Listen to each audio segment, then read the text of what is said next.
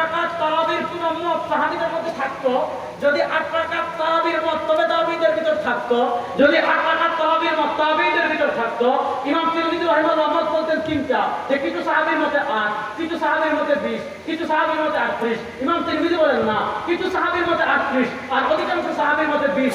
বুঝা গেল ইমাম তিরমিজি সাহাবীদের মত বর্ণনা করতে গিয়ে 8 রাকাত তারাবির কোনো মতই বর্ণনা করেননি। বুঝা গেল সাহাবায়ে কেরাম রাদিয়াল্লাহু আনহুর যুগে 8 রাকাত কোনো তারাবি ছিল না। তাহলে বলতে পারেন বুখারী শরীফে আসছে মা কানা ইয়াজিদু ফি রমাদান ওয়ালা ফি গায়রিহি আলা 11 রাকাতান يصلي 4 فلا تسأل عن حسنهن وطولهن ثم يصلي 4 فلا تسأل حسنهن طولهن ثم أضرب بثلاث।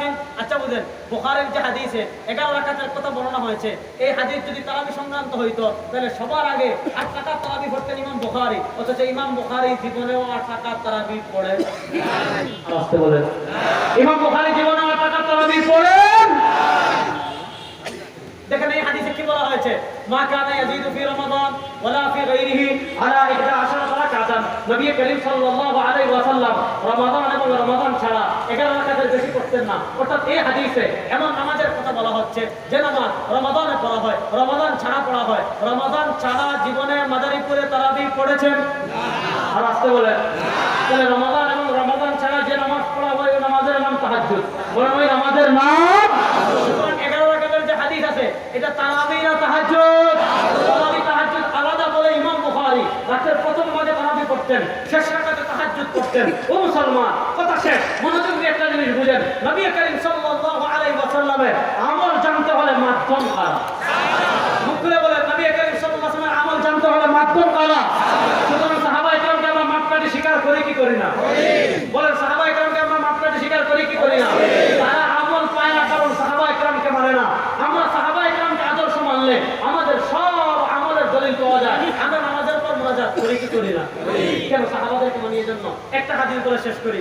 ইমাম ইবনে কাসির আর ইমাম যাহাবী রাহমাতুল্লাহ আলাইহি তারিখুল ইসলাম এনেছেন, ইমাম বুখারী আর বিদায়া ওয়া নিহায়াত এনেছেন। হযরত নবী করিম সাল্লাল্লাহু আলাইহি ওয়াসাল্লামের মুস্তাজাবুত দাওয়া এক সাহাবী ছিলেন, হযরত জানি নামটা আসতেছে না, নবী করিম সাল্লাল্লাহু আলাইহি ওয়াসাল্লামের এক মুস্তাজাবুত দাওয়া সাহাবী ছিলেন। তাকে নবী করিম সাল্লাল্লাহু একবার সফরে পাঠিয়েছেন। তিনি কি করেছেন, বদরের সময় ঘুম থেকে উঠে দেখেন সব উট হারিয়ে গিয়েছে। উট হারিয়ে যাওয়ার কারণে তিনি কি করলেন, ওয়াসাল্লা ওয়াদা নাস মাআহু, বদরের নামাজ পড়ে সব মানুষদেরকে নিয়ে দোয়া করা শুরু করেছেন। দোয়া শেষ হতে দেরি দেখে গিয়েছে যতগুলো উট হারাইছে সব একটা একটা করে চলে আসে। সাহাবা এখন বিপদে পড়ে ফরজ নামাজের পর নাজাত করেছেন, নিশ্চিত সাহাবারা বেদাত করেছেন। সুতরাং নবী করিম সাল্লাল্লাহু আলাইহি ওয়াসাল্লাম আমল জানতে হলে মাধ্যম কারা?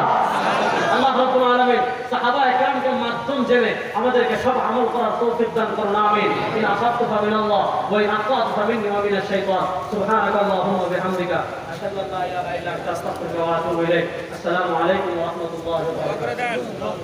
আলহামদুলিল্লাহি রাব্বিল আলামিন ওয়াল আকিবাতু লিল মুত্তাকিন ওয়াস সালাতু ওয়াস সালামু আলা আশরাফিল আমবিয়া ওয়াল মুরসালিন। আয় আল্লাহ, আজকের এই মাহফিলকে আপনি কবুল ও মঞ্জুর করে নেন। আল্লাহ এই মাহফিলের উসিলায় আমাদের জীবনের সব গুনাহকে মাফ করে দেন।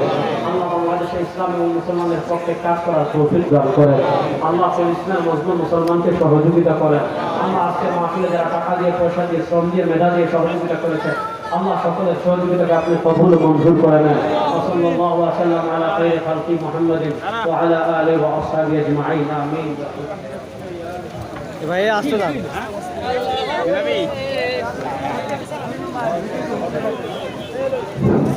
এই স্বেচ্ছাসেবক ভাইরা সবাই স্টেজের কাছে আসেন। আমাদের এই ভ্যানগুলি মসজিদে নামে